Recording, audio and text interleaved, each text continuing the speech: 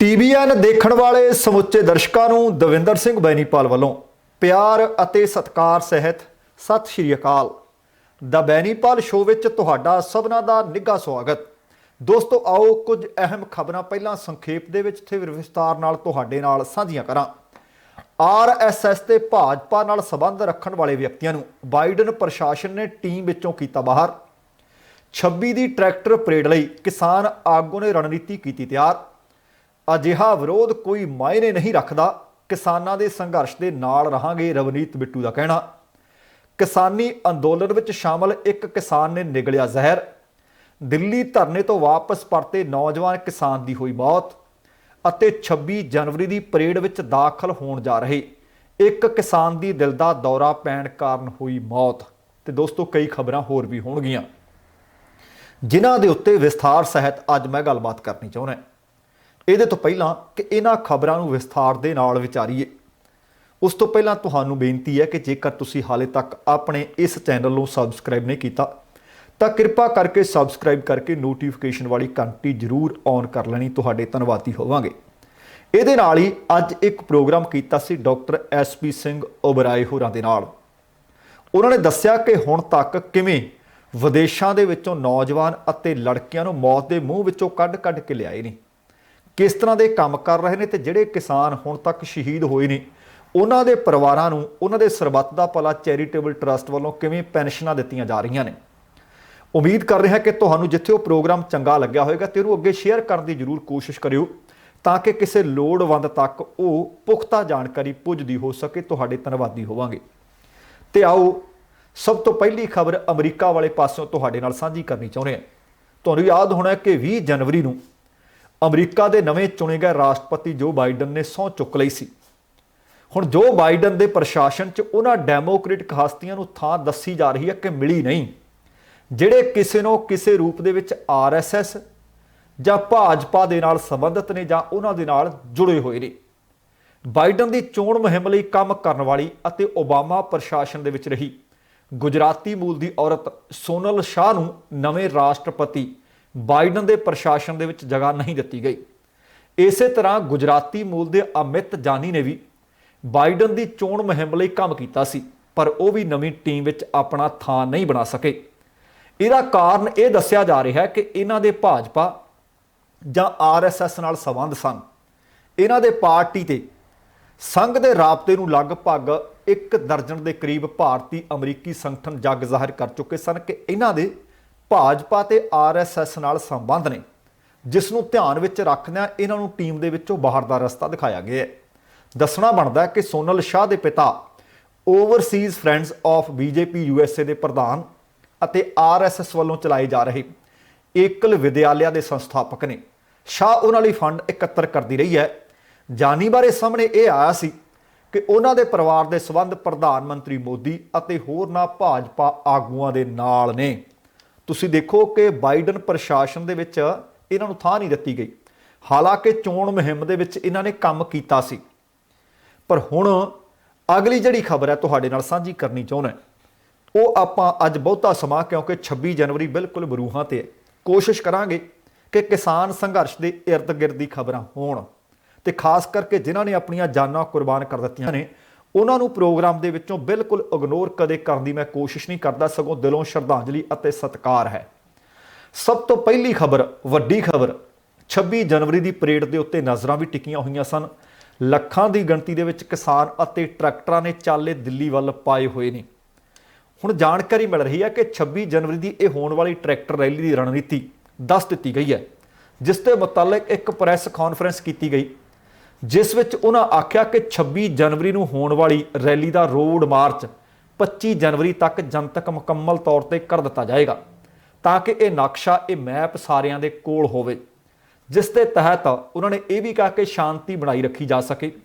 ਇਸ ਤੋਂ ਇਲਾਵਾ ਪ੍ਰੈਸ ਕਾਨਫਰੰਸ ਦੌਰਾਨ ਰੋਡ ਮੈਪ ਦੱਸਿਆ ਵੀ ਗਿਆ ਕਿ ਕਿੱਥੋਂ ਕਿੱਥੋਂ ਸ਼ੁਰੂ ਹੋਏਗਾ, ਕਿੰਨੇ ਵਜੇ ਸ਼ੁਰੂ ਹੋਏਗਾ ਤੇ ਕਦੋਂ ਵਾਪਸ ਆਏਗਾ। ਦੱਸਿਆ ਗਿਆ ਕਿ ਸਿੰਘੂ ਬਾਰਡਰ ਦੇ ਰੂਟ ਰਾਹੀਂ ਸੰਜੇ ਗਾਂਧੀ ਟਰਾਂਸਪੋਰਟ ਨਗਰ, ਬੁਆਨਾ ਤੋਂ ਹੁੰਦੇ ਹੋਏ ਚੰਦੀ ਬਾਰਡਰ ਤੋਂ ਲੈ ਕੇ KMC ਦੀ ਵਾਪਸੀ ਕੀਤੀ ਜਾਏਗੀ। ਇਸੇ ਤਰ੍ਹਾਂ ਮੀਡੀਆ ਦੇ ਪ੍ਰਬੰਧ ਦੀ ਗੱਲ ਕਰਦੇ ਹੋਏ ਦੱਸਿਆ ਗਿਆ ਕਿ ਮੀਡੀਆ ਇਸ ਸੰਘਰਸ਼ ਦੇ ਵਿੱਚ ਅਹਿਮ ਰੋਲ ਅਦਾ ਕਰ ਰਿਹਾ। ਉਹ ਸੁਝਾਅ ਕਮੇਟੀ ਪ੍ਰਧਾਨ ਸੁਜਾ ਰਵੀ ਸਿੰਘ ਜੀ ਨੂੰ ਦੇ ਦੇਣ ਤਾਂ ਕਿ ਮੀਡੀਆ ਦਾ ਵੀ ਸਹੀ ਜਾਣਕਾਰੀ ਦੇਣ ਦਾ ਉਹ ਪ੍ਰਬੰਧ ਕਰ ਸਕਣ। ਹੁਣ ਪਰੇਡ ਤੋਂ ਪਹਿਲਾਂ ਤਿਆਰੀਆਂ ਕਿਵੇਂ ਦੀਆਂ ਕੀਤੀਆਂ ਗਈਆਂ ਨੇ? ਦੱਸਿਆ ਗਿਆ ਕਿ ਪਰੇਡ ਦੇ ਵਿੱਚ ਟਰੈਕਟਰ ਅਤੇ ਹੋਰ ਜਿਹੜੀਆਂ ਗੱਡੀਆਂ ਚੱਲਣਗੀਆਂ, ਪਰ ਟਰਾਲੀਆਂ ਸ਼ਾਮਲ ਨਹੀਂ ਕੀਤੀਆਂ ਜਾ ਸਕਦੀਆਂ। ਵਿਸ਼ੇਸ਼ ਝਾਕੀ ਦੇ ਨਾਲ ਟਰਾਲੀਆਂ ਨੂੰ ਛੋਟ ਦਿੱਤੀ ਗਈ ਹੈ, ਕਿਉਂਕਿ ਮੈਂ ਵੇਖ ਰਿਹਾ ਸੀ ਮਾਛੀਵਾੜੇ ਵਾਲੇ ਪਾਸਿਓਂ ਆਉਂਦੀ ਇੱਕ ਟਰਾਲੀ, ਉਹ ਇਹ ਲੱਗਦਾ ਕਿ ਟਰੈਕਟਰ ਦੇ ਪਿੱਛੇ ਬੱਸ ਪਾਈ ਹੋਵੇ।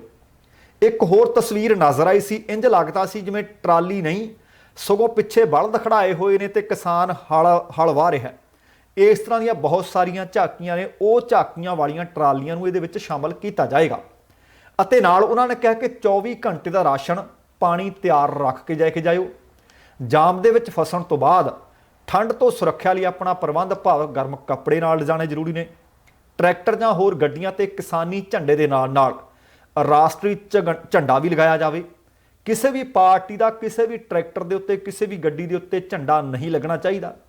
ਇਹਦੇ ਨਾਲ ਹੀ ਆਖਿਆ ਗਿਆ ਕਿ ਕੋਈ ਵੀ ਹਥਿਆਰ ਜਾਂ ਕੋਈ ਡਾਂਗ ਵਗੈਰਾ ਨਾਲ ਨਹੀਂ ਲੈ ਕੇ ਜਾਣੀ ਅਤੇ ਨਾ ਹੀ ਕਿਸੇ ਭੜਕਾਊ ਜਾਂ ਨਕਾਰਾਤਮਕ ਨਾਅਰਿਆਂ ਵਾਲੇ ਬੈਨਰ ਲਗਾਏ ਜਾ ਸਕਣਗੇ। ਪਰੇਡ ਦੇ ਵਿੱਚ ਆਪਣੀ ਸ਼ਮੂਲੀਅਤ ਦੇ ਬਾਰੇ ਦੱਸਣ ਦੇ ਵਾਸਤੇ ਉਹਨਾਂ ਨੇ ਦੱਸਿਆ ਕਿ ਇੱਕ ਨੰਬਰ ਹੈ, ਉਹਦੇ ਉੱਤੇ ਮਿਸ ਕਾਲ ਕੀਤੀ ਜਾ ਸਕਦੀ ਹੈ ਤੇ ਅਸੀਂ ਇਹ ਨੰਬਰ ਤੁਹਾਨੂੰ ਸਕਰੀਨ ਦੇ ਉੱਤੇ ਡਿਸਪਲੇ ਵੀ ਕਰ ਰਹੇ ਹਾਂ। ਇਹਦੇ ਨਾਲ ਹੀ ਇਹ ਦੱਸਿਆ ਗਿਆ ਕਿ ਆਹ ਕੁਝ ਦਿਸ਼ਾ ਨਿਰਦੇਸ਼ ਹੋਣਗੇ। ਪਰੇਡ ਦੀ ਸ਼ੁਰੂਆਤ ਕਿਸਾਨ ਆਗੂਆਂ ਦੀ ਗੱਡੀਆਂ ਨਾਲ ਹੋਏਗੀ। ਉਹਨਾਂ ਦੇ ਅੱਗੇ ਕੋਈ ਵੀ ਟਰੈਕਟਰ ਜਾਂ ਕੋਈ ਗੱਡੀ ਨਹੀਂ ਪਾਈ ਜਾ ਸਕੇਗੀ।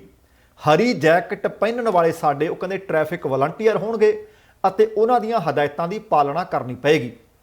ਪਰੇਡ ਦਾ ਰਸਤਾ ਤੈਅ ਕੀਤਾ ਗਿਆ, ਇਸ ਤੇ ਨਿਸ਼ਾਨ ਲਾਏ ਹੋਣਗੇ।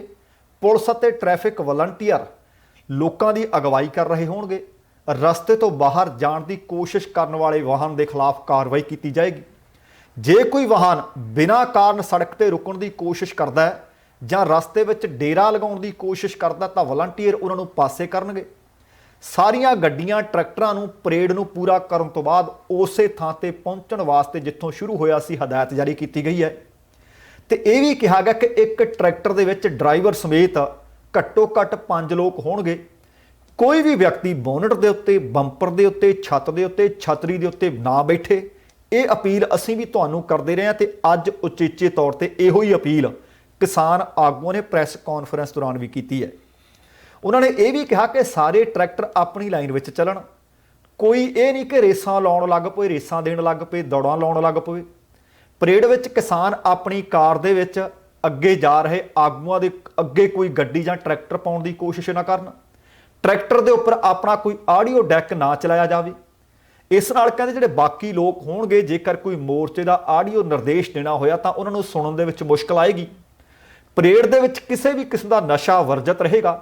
ਜੇ ਤੁਸੀਂ ਕਹਿੰਦੇ ਕਿਸੇ ਨੂੰ ਨਸ਼ਾ ਕਰਦੇ ਦੇਖਦੇ ਹੋ ਤਾਂ ਉਹਦੀ ਰਿਪੋਰਟ ਟ੍ਰੈਫਿਕ ਨੂੰ ਕੰਟਰੋਲ ਕਰ ਰਹੇ ਵਲੰਟੀਅਰਾਂ ਨੂੰ ਤੁਰੰਤ ਦਿੱਤੀ ਜਾਵੇ। ਉਹ ਕਹਿੰਦੇ ਯਾਦ ਰੱਖਿਓ, ਆਪਾਂ ਗਣਤੰਤਰ ਦਿਵਸ ਦਾ ਮਾਣ ਵਧਾਉਣਾ ਹੈ, ਦਿੱਲੀ ਦੇ ਲੋਕਾਂ ਦਾ ਤੇ ਆਲੇ ਦੁਆਲੇ ਰਹਿਣ ਵਾਲੇ ਲੋਕਾਂ ਦਾ ਦਿਲ ਜਿੱਤਣਾ ਹੈ। ਇਸ ਗੱਲ ਦਾ ਵਿਸ਼ੇਸ਼ ਧਿਆਨ ਰੱਖਿਓ ਕਿ ਔਰਤਾਂ ਦੇ ਨਾਲ ਆਦਰ ਨਾਲ ਪੇਸ਼ ਆਇਆ ਜਾਵੇ।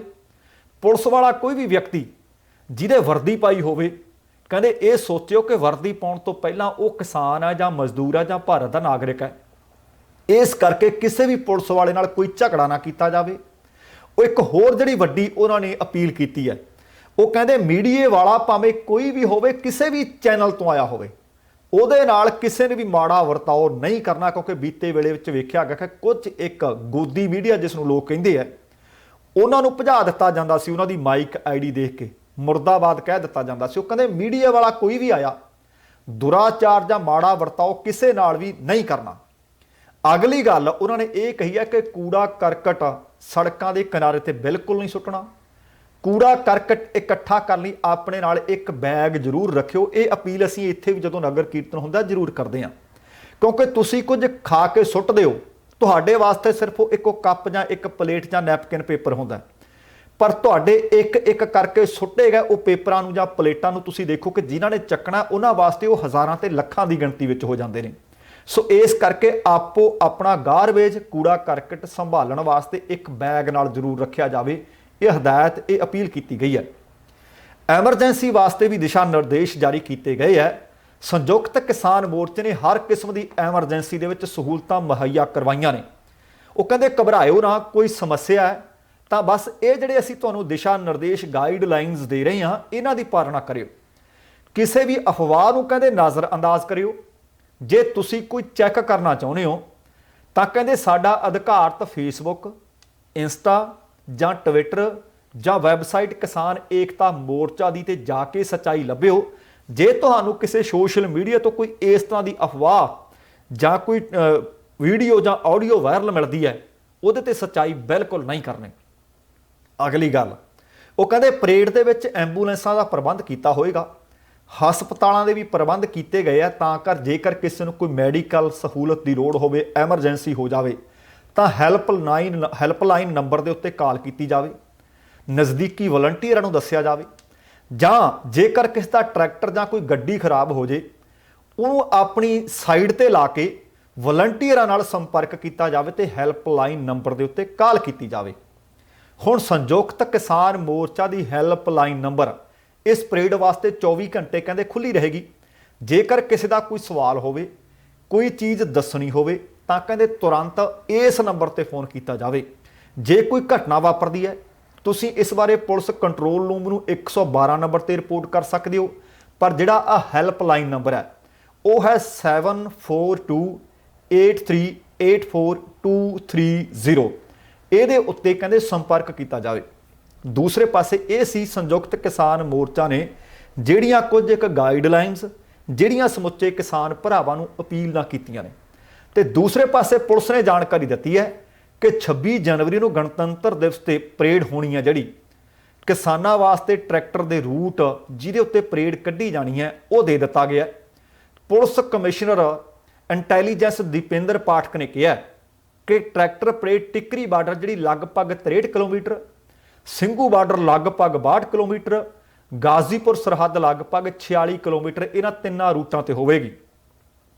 ਪਰੇਡ ਖਤਮ ਹੋਣ ਤੋਂ ਬਾਅਦ ਜਿਹੜੇ ਸਥਾਨ ਤੋਂ ਪਰੇਡ ਤੁਰੇਗੀ ਵਾਪਸ ਉਸੇ ਸਥਾਨ ਤੇ ਵਾਪਸ ਪਰਤਣਾ ਹੋਏਗਾ।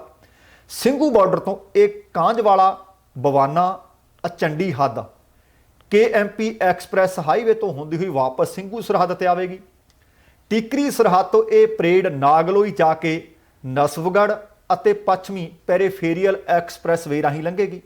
ਗਾਜ਼ੀਪੁਰ ਦੀ ਹੱਦ ਤੋਂ ਇਹ ਮਾਰਚ ਕੁੰਡਲੀ, ਗਾਜ਼ੀਆਬਾਦ, ਪਲਵਲ ਐਕਸਪ੍ਰੈਸ ਵੇ ਤੋਂ ਲੰਘਦਾ ਹੋਇਆ ਆਪਣੇ ਪਹਿਲੇ ਸਥਾਨ ਤੇ ਜਿੱਥੋਂ ਪਰੇਡ ਤੁਰੀ ਹੋਏਗੀ ਉੱਥੇ ਵਾਪਸ ਪਰਤੇਗਾ। ਉਹ ਕਹਿੰਦੇ ਪਰੇਡ ਦੇ ਵਿੱਚ ਗੜਬੜ ਫੈਲਾਉਣ ਦੇ ਵਾਸਤੇ ਪਾਕਿਸਤਾਨ ਸਾਜ਼ਿਸ਼ਾਂ ਘੜ ਰਿਹਾ ਹੈ। ਇਸ ਵਾਸਤੇ ਕਹਿੰਦੇ ਉਹ ਇੰਟਰਨੈਟ ਦਾ ਸਹਾਰਾ ਲੈ ਰਿਹਾ ਤੇ ਦੱਸਿਆ ਕਿ 308 ਟਵਿੱਟਰ ਹੈਂਡਲ ਬਣਾਏ ਗਏ ਨੇ, ਜਿਨ੍ਹਾਂ ਦੀ ਜਾਣਕਾਰੀ ਇੰਟੈਲੀਜੈਂਸ ਦੇ ਰਾਹੀਂ ਮਿਲੀ ਹੈ, ਜਿਸ ਦੇ ਨਾਲ ਕਹਿੰਦੇ ਅਸੀਂ ਸੁਰੱਖਿਆ ਦੇ ਬੇਹੱਦ ਸਖਤ ਪ੍ਰਬੰਧ ਕੀਤੇ ਨੇ। ਵਿਸ਼ੇਸ਼ ਕਮਿਸ਼ਨਰ ਇੰਟੈਲੀਜੈਂਸ ਦੀਪਿੰਦਰ ਪਾਠਕ ਨੇ ਭਾਰਤ ਦੇ ਵਿੱਚ ਐਤਵਾਰ ਦੀ ਸ਼ਾਮ ਪੁਲਿਸ ਹੈੱਡਕੁਆਰਟਰ ਦੇ ਵਿੱਚ ਪੱਤਰਕਾਰਾਂ ਨਾਲ ਗੱਲਬਾਤ ਕਰਦਿਆਂ ਦੱਸਿਆ ਕਿ ਬੈਰੀਅਰਾਂ ਤੋਂ ਜਿਹੜੇ ਬੈਰੀਕੇਡ ਲਾਏ ਸੀ ਉਹਨਾਂ ਨੂੰ ਚੁੱਕਣ ਦਾ ਕੰਮ ਸ਼ੁਰੂ ਕਰ ਦਿੱਤਾ ਗਿਆ ਅਤੇ ਇਹ ਜਿਹੜੀ ਪਰੇਡ ਹੈ ਬੈਰੀਅਰਾਂ ਤੋਂ ਲਗਭਗ 100 ਕਿਲੋਮੀਟਰ ਜ਼ਿਆਦਾ ਦੂਰੀ ਦੀ ਵਿੱਚ ਦਿੱਲੀ ਦੇ ਵਿੱਚ ਹੋਵੇਗੀ ਅਤੇ ਦਿੱਲੀ ਦੇ ਨਾਲ ਲੱਗਦੇ ਇਲਾਕਿਆਂ ਦੇ ਵਿੱਚ ਹੋਏਗੀ। ਪਾਠਕ ਨੇ ਕਿਹਾ ਕਿ ਪਰੇਡ ਦੇ ਰੂਟਾਂ ਨੂੰ ਲੈ ਕੇ 5-6 ਵਾਰ ਕਿਸਾਨ ਜਥੇਬੰਦੀਆਂ ਦੇ ਨਾਲ ਮੀਟਿੰਗ ਹੋਈ। ਸੁਰੱਖਿਆ ਦੇ ਪ੍ਰਬੰਧਾਂ ਦੇ ਮੱਦੇਨਜ਼ਰ ਪਰੇਡ ਦੇ ਵਿੱਚ ਸ਼ਾਮਲ ਹੋਣ ਵਾਲੇ ਹਰੇਕ ਟਰੈਕਟਰ ਮਾਲਕ ਅਤੇ ਟਰੈਕਟਰ ਦੀ ਜਾਣਕਾਰੀ ਪੁਲਿਸ ਨੂੰ ਦੇਣੀ ਲਾਜ਼ਮੀ ਹੋਏਗੀ ਤਾਂ ਕਿ ਉਹਨਾਂ ਨੂੰ ਪਤਾ ਹੋਵੇ ਕਿ ਕਿਹੜੇ ਟਰੈਕਟਰ ਦਾ ਮਾਲਕ ਦਰਅਸਲ ਕੌਣ ਸੀ।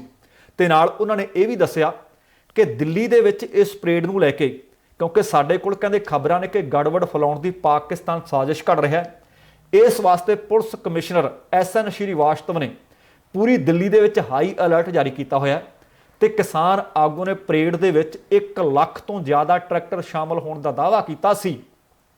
ਪਰ ਹੁਣ ਉਮੀਦ ਕੀਤੀ ਜਾ ਰਹੀ ਹੈ ਕਿ ਇਹ ਗਿਣਤੀ ਲੱਖ ਤੋਂ ਵੀ ਵੱਧ ਜਾਣੀ ਹੈ।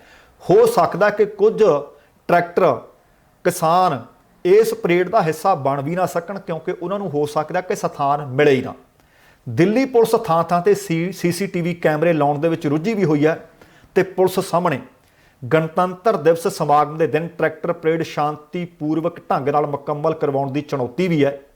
ਇਸ ਵਾਸਤੇ ਜਿੱਥੇ ਉਹਨਾਂ ਨੇ ਸਖਤ ਸੁਰੱਖਿਆ ਦੇ ਪ੍ਰਬੰਧ ਕੀਤੇ ਹੈ ਉੱਥੇ ਕਿਸਾਨ ਆਗੂਆਂ ਨੇ ਕਿਹਾ ਵੀ ਹੈ ਕਿ ਸਾਡੀ ਟਰੈਕਟਰ ਪਰੇਡ ਬਿਲਕੁਲ ਸ਼ਾਂਤੀਪੂਰਨ ਹੋਏਗੀ। ਅਤੇ ਨਾਲ ਅੱਜ ਪ੍ਰੈਸ ਕਾਨਫਰੰਸ ਕਰਕੇ ਇੱਕ ਵਾਰੀ ਫਿਰ ਕਿਸਾਨ ਆਗੂਆਂ ਨੇ ਸਮੁੱਚੇ ਨੌਜਵਾਨਾਂ ਨੂੰ, ਸਮੁੱਚੇ ਕਿਸਾਨਾਂ ਨੂੰ, ਸਮੁੱਚੇ ਲੋਕਾਂ ਨੂੰ ਜਿਹੜੇ ਇਸ ਪਰੇਡ ਦਾ ਹਿੱਸਾ ਬਣਨ ਜਾ ਰਹੇ ਨੇ ਆਖਿਆ ਕਿ ਸ਼ਾਂਤੀ ਬਣਾ ਕੇ ਰੱਖਣੀ ਹੈ। ਤੇ ਖਬਰਾਂ ਮਿਲ ਰਹੀਆਂ ਨੇ कि बीते 3 दिन तो दिल्ली दे विच इस परेड दे विच शामिल होने दे वास्ते पंजाब ही नहीं लगभग भारत के सारे सूबियां तो किसान ट्रैक्टर लैके दिल्ली वाल पुज चुके हैं। तो यह सिलसिला लगातार जारी है।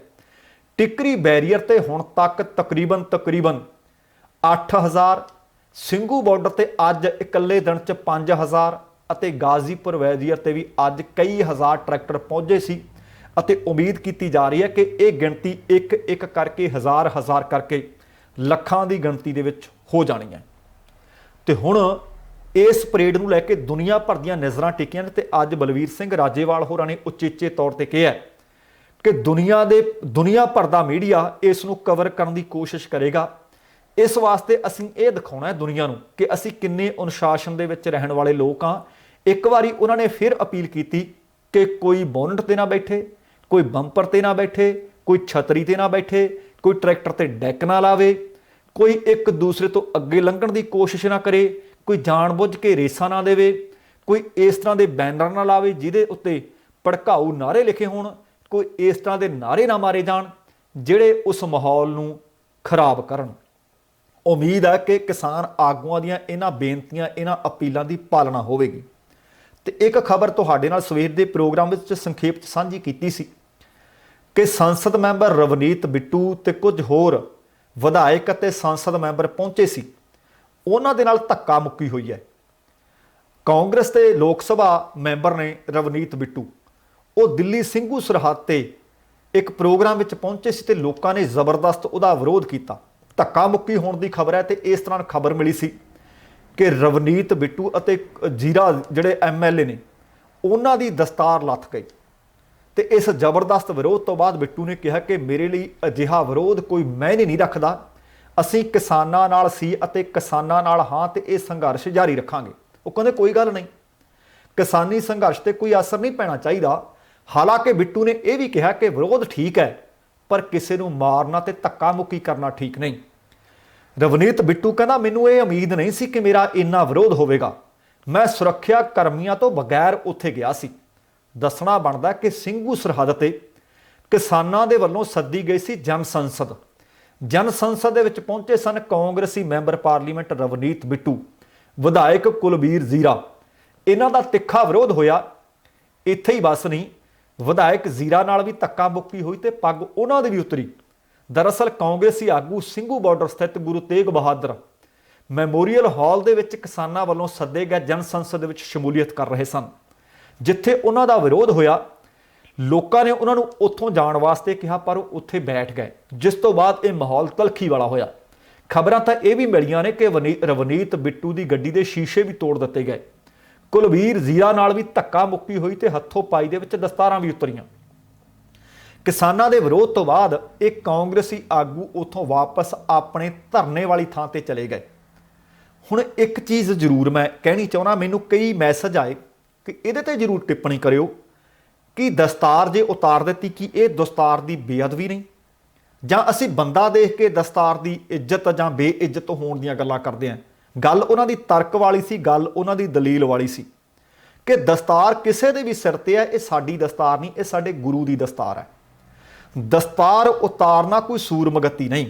रवनीत बिट्टू जां कुलबीर जीरा दे नाल विचारां दा वखरेवा हो सकता है, गिला हो सकता है लीडरां दे नाल, इतराज हो सकता है लीडरां दे नाल कि बनदे रोल तुसीं समय ते अदा नहीं कीते। उन्हां दे नाल गलबात कीती जावे, अपने आप दे उत्ते थोड़ा कंट्रोल रखिया जावे, क्योंकि पग किसी दे भी सिर तो उतारनी कोई चंगी गल नहीं।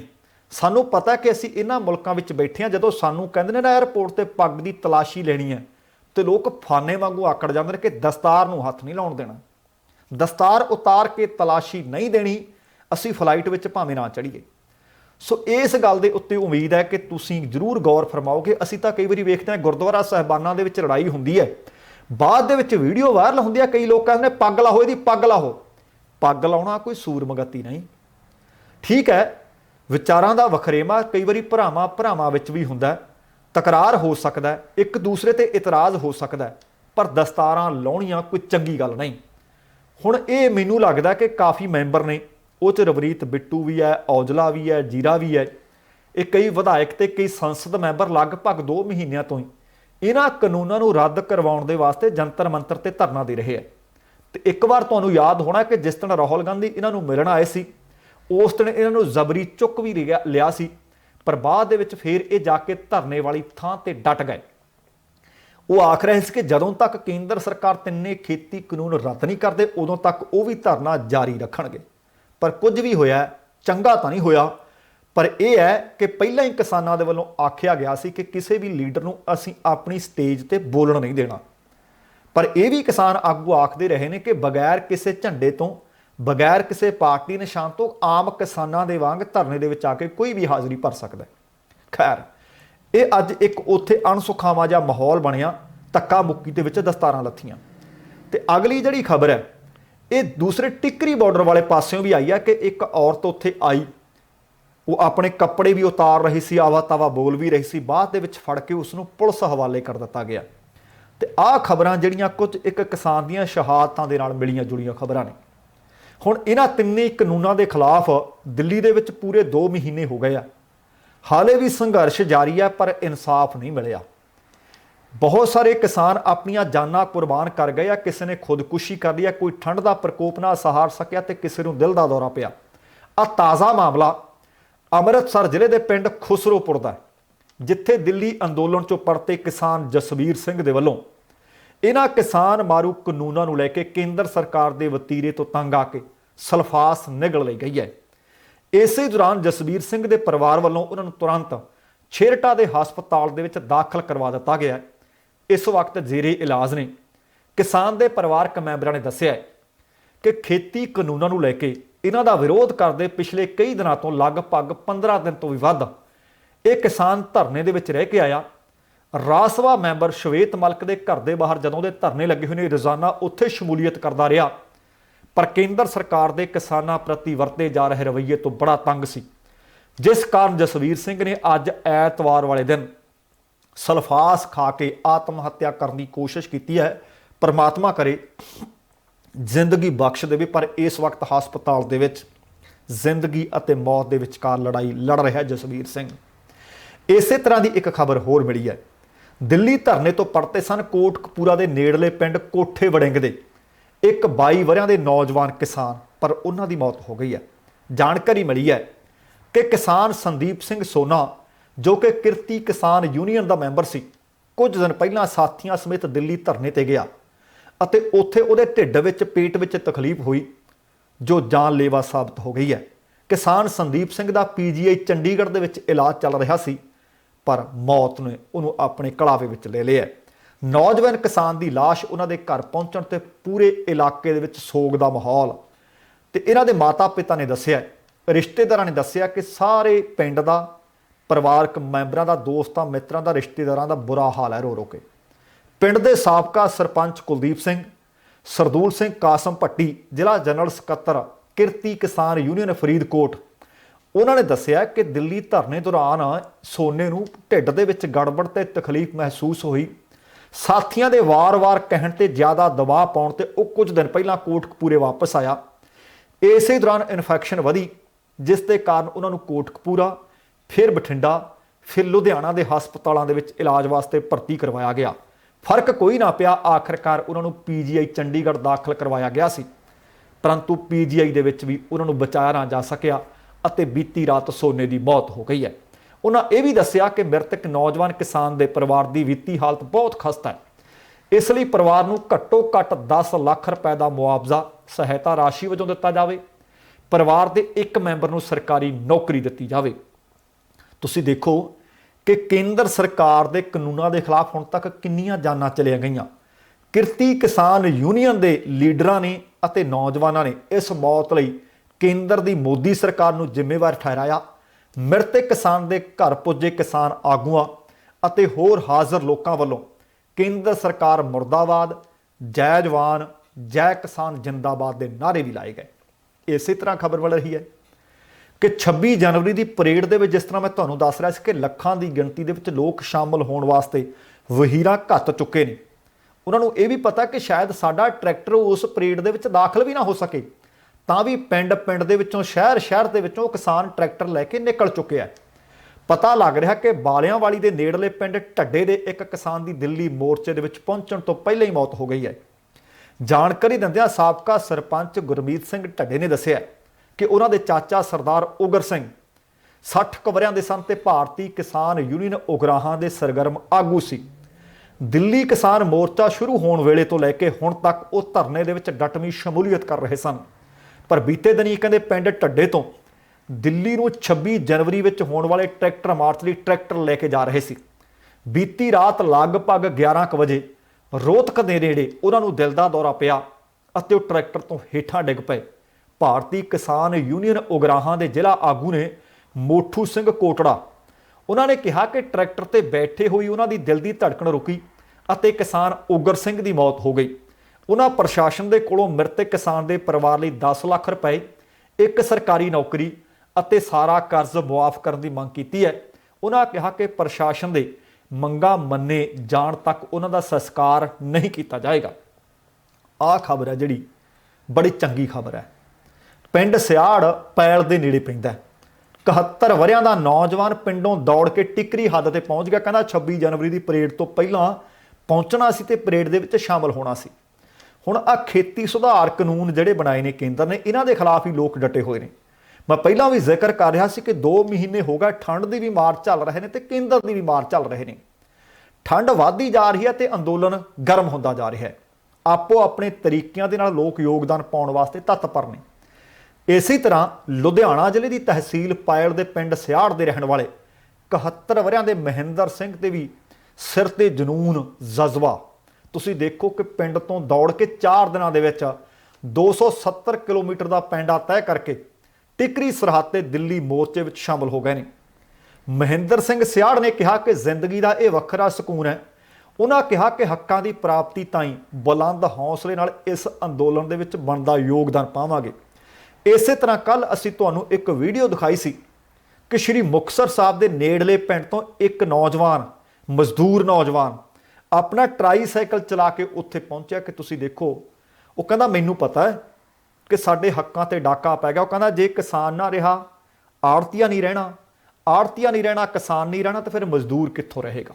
ਸੋ ਕਹਿਣ ਦਾ ਭਾਵ ਹੁਣ ਸਮੁੱਚਾ ਜਨ ਜਾਗ ਚੁੱਕਿਆ ਹੈ। ਇਸੇ ਕਰਕੇ ਰੋਜ਼ਾਨਾ ਇਸ ਲਹਿਰ ਦੀ ਆਵਾਜ਼ ਬੁਲੰਦ ਹੁੰਦੀ ਜਾ ਰਹੀ ਹੈ, ਉੱਚੀ ਹੁੰਦੀ ਜਾ ਰਹੀ ਹੈ ਅਤੇ ਸਮੁੱਚੀ ਦੁਨੀਆ ਦੇਖੇਗੀ। ਇੱਕ ਪਾਸੇ ਭਾਰਤ ਸਰਕਾਰ ਵੱਲੋਂ ਕੱਢੀ ਜਾ ਰਹੀ ਪਰੇਡ, ਕਿਸਾਨ ਆਗੂਆਂ ਨੇ ਕਿਹਾ ਕਿ ਉਹ ਪਰੇਡ 12 ਵਜੇ ਸਮਾਪਤ ਹੋਵੇਗੀ ਅਤੇ ਕਿਸਾਨਾਂ ਦੀ ਟਰੈਕਟਰ ਪਰੇਡ 12 ਵਜੇ ਸ਼ੁਰੂ ਹੋਵੇਗੀ। ਸੋ ਵੇਖਦੇ ਹਾਂ, ਆਸਵੰਦ ਹਾਂ ਕਿ ਦੁਨੀਆ ਸੱਚਮੁੱਚ ਦੇਖੇਗੀ ਅਤੇ ਵਿਲੱਖਣ ਇਤਿਹਾਸ ਸਿਰਜੇਗੀ ਅਤੇ ਇਤਿਹਾਸ ਦੇ ਸੁਨਹਿਰੀ ਪੰਨਿਆਂ ਦੇ ਉੱਤੇ ਇਸ ਵੱਡੀ ਅਤੇ ਵਿਲੱਖਣ ਪਰੇਡ ਨੂੰ ਦਰਜ ਕੀਤਾ ਜਾਏਗਾ। ਅਤੇ ਇਸ ਤਰ੍ਹਾਂ ਗੁਰਪ੍ਰੀਤ ਸਿੰਘ ਕੋਮਲ ਹੋਰਾਂ ਦੇ ਵੱਲੋਂ, ਜਿਹੜੇ ਮੋਗਾ ਦੇ ਰਹਿਣ ਵਾਲੇ ਆਰਟਿਸਟ ਨੇ, ਦੁਨੀਆ ਦਾ ਸਭ ਤੋਂ ਵੱਡਾ ਝੰਡਾ, ਕਿਸਾਨੀ ਝੰਡਾ, ਕਿਰਤੀ ਝੰਡਾ ਸਿੰਘੂ ਸਰਹੱਦ ਤੇ ਲਹਿਰਾਇਆ ਵੀ ਜਾਣਾ ਹੈ। ਉਹ ਵੀ ਆਪਣੇ ਆਪ ਦੇ ਵਿੱਚ ਇੱਕ ਇਤਿਹਾਸ ਬਣੇਗਾ। ਸੋ ਦੋਸਤੋ, ਇਹ ਸਨ ਖਬਰਾਂ। ਉਮੀਦ ਕਰ ਰਹੇ ਹਾਂ ਕਿ ਤੁਹਾਨੂੰ ਇਹ ਜਾਣਕਾਰੀਆਂ ਚੰਗੀਆਂ ਲੱਗੀਆਂ ਹੋਣਗੀਆਂ। ਤੇ ਹੁਣ ਸਮੇਂ ਦੀ ਸਮਾਪਤੀ ਹੈ। ਜਾਣ ਤੋਂ ਪਹਿਲਾਂ ਕਹਾਂਗਾ, ਜ਼ਿੰਦਗੀ ਜਿੰਦਾ ਦਿਲੀ ਦਾ ਨਾਮ ਹੈ। ਦਵਿੰਦਰ ਸਿੰਘ ਬੈਨੀਪਾਲ ਨੂੰ ਆਗਿਆ ਦਿਓ। ਸਤਿ ਸ਼੍ਰੀ ਅਕਾਲ ਤੇ ਰੱਬ ਰਾਖਾ।